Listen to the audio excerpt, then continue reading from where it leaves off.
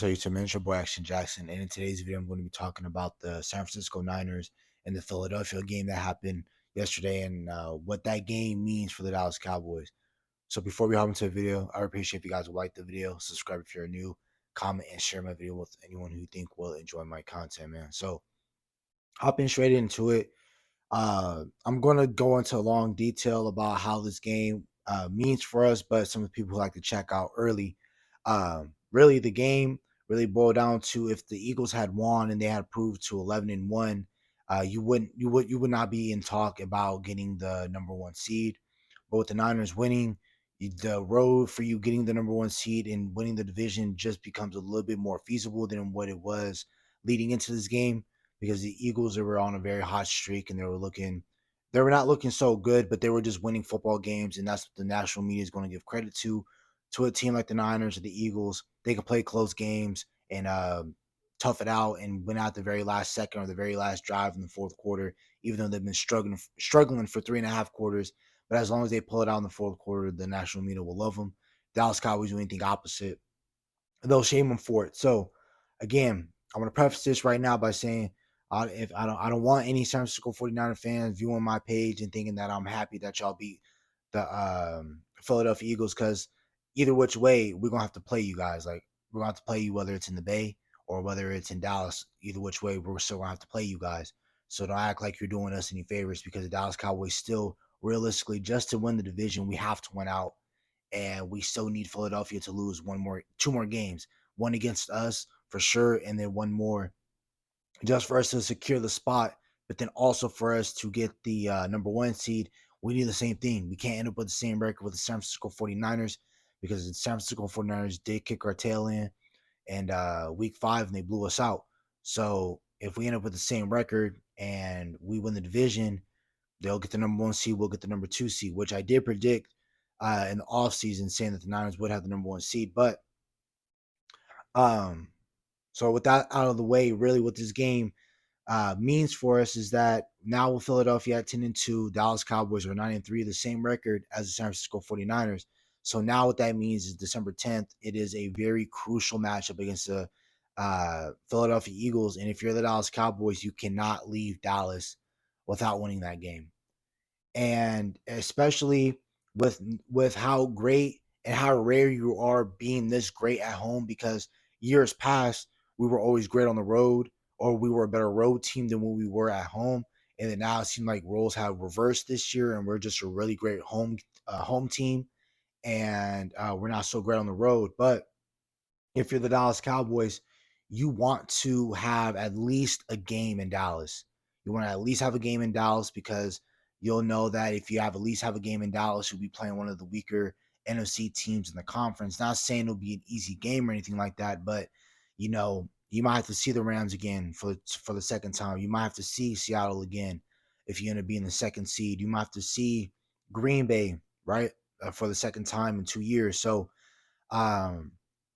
really, for the Dallas Cowboys, you must win this game, just because if you win this game, you're tied first in the NFC East, and that gives you another chance to possibly get the number one seed. But like I said, for you, Dallas Cowboys to get the number one seed, you need to be Philly December 10th, no matter what. You must win that game, and you must take care of business against them. Second, you need the San Francisco 49ers to at least lose one more game. You need to finish a whole game better than the San Francisco 49ers. And it is feasible that the San Francisco 49ers do drop one more game. I won't be surprised if they drop 2, but the way they've been looking, like they're probably not going to drop 2. But if they do lose to anybody left on the remaining schedule, because right now, when you're looking at it right now for the San Francisco 49ers, I'm going to put it up on the screen. So right now with the San Francisco 49ers, their remaining games look to be the Seattle Seahawks next week, the Cardinals December 17th, the Ravens on Christmas, the Commanders 6 days later against the Commanders, and then they play the LA Rams. So out of those 5 contests I just said, I do see them at least losing one, and that one is going to be against action. I just think that the Ravens right now, they look really great defensively. I think what they do defensively, the San Francisco Niners do really well too. They're both really great defensive teams. They're both teams offensively that can score and put up a lot of points. They both can run the ball really well. They both can throw on you. So, and Lamar is going to add that running element that is more dynamic than Jalen Hurts. And I believe that Lamar Jackson has, they're going to be clicking at that point. That defense are really great as well. They got a great special teams. That's going to be a really tough game. I understand it's going to be in Santa Clara, but I think the Ravens can go in there and steal a win over the San Francisco 49ers. I think that's going to be a really, really great game. Seattle is tricky because I do think if Seattle plays us the way they did on Thursday against the San Francisco 49ers, I do think they have a chance to beat the 49ers because, again, them getting embarrassed by the Niners on Thanksgiving is probably going to light a fire up underneath them. And you look at Seattle, Seattle has a really tough stretch just to get into the playoffs, right? Because I think 3 out of the last 5 games, they have playoff teams, with that being the Steelers, uh, Eagles, Niners. So they have a really tough matchup and really tough games to get into the playoffs. Arizona is going to give them troubles too, I think. I don't think Arizona is going to lay down. They might, because they did the first time when they played them, but that was with Joshua Dobbs and not Kyler Murray. So those some games you got to look at. I do think the Niners can at least drop one more game, and if the Niners drop a game, Dallas Cowboys, you can't. You have to be flawless to get the number one seed. To get the number one seed and win the East, you have to be flawless. Hopefully, I mean that's pretty much it for the playoff talk. Really, Philly in their remaining schedule. They got us, of course, December 10th. Then they got Seattle on a flexed from Sunday to a Monday night game. Then they got the Giants twice. They got Arizona. So I think Arizona can possibly give them some troubles. But again, we got to take care of business. We must beat them. And then with Seattle, if Seattle plays again, we're going to get everybody's best. And that's what literally irritates me about this league. The Cardinals will come out there and whoop on us and then go out the very next week and go get blown out against the San Francisco 49ers. So everyone wakes up to get their best. So, but Seattle, if they really want to make the playoffs, they have to get up against that San Francisco 49ers team. And they have to get up and they have to go out there and play. They're going to have to go out there and want it if they want to get into the playoffs. And if they can do that, I think they can beat Philly. I don't think Philly has a great secondary. They don't. San Francisco showed you that. Dallas showed you that.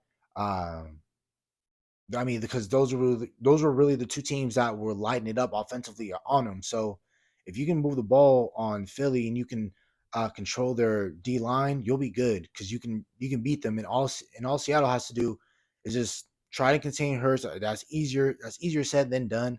And then just dedicate focus onto AJ Brown. You guys do a really good job. Uh, CeeDee Lamb still had a day, but I think you can take care of AJ Brown with Tariq Woolen. That's a great matchup right there.